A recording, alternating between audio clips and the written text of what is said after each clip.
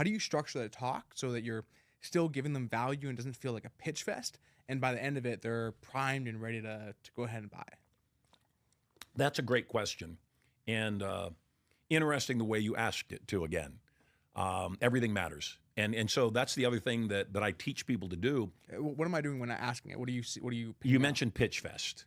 Yeah. And you mentioned how do you structure it. And my guess is what you were actually asking me is how much of your presentation is actually content and then how much is closing. Am I close? Sure. Yeah. Yeah. So, and that's common. That's a very common question. Sometimes when I get booked to do an event, they'll even say to me, you need to make 90% of this content and 10% close. And my response is, I don't know how to do that. 100% of what I'm going to do is content. And 100% of what I do is going to be a close. There's no differentiation. I'll see speakers get on stage and their brain is wired to what you just asked about. They get out there, they think if I teach enough good content, people will buy from me. And so they'll teach content. Then when they get down to that last 10% where they're supposed to close, you can see their butt cheeks tighten. You can see their physiology shift as they are about to go into their close because they feel awkward about it, because they feel like they're now becoming a pitch fest and now they're afraid people won't like them. So we just got done with a 4-day event. I'm the first speaker up to set the pace, to kind of set the tone for everything. And when I step on stage, the first thing I say is, I'm going to be with you in and out of the room over the next 4 days, teaching you content. I'm going to make 2 offers. I'm going to offer you this, and I'm going to offer you that. I'm going to have some other speakers come in. You start with that. I tell them right up front that I'm going to do that. I also tell them we're going to have other speakers coming in.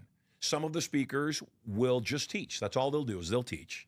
Some of them will teach and then offer something up for sale.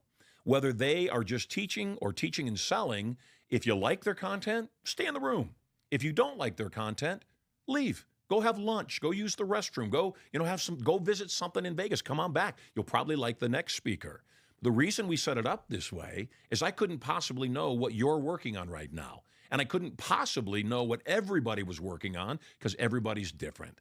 So the best way I can serve the entire audience is to throw a whole bunch of noodles at the wall. You decide which ones you want. And if you hear somebody whose content you really like and they offer you an opportunity to learn more, well, you can buy what they're selling and everybody's happy. The worst thing you could possibly do is get angry that somebody was selling something, because that's how the world works.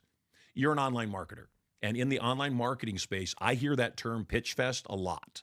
And some of your peers, and you might not even like me by the time I'm done, I'm okay with that as long as I tell the truth.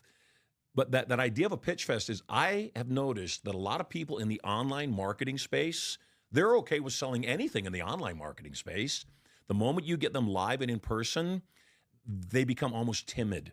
They become almost afraid that people will judge them, which they do.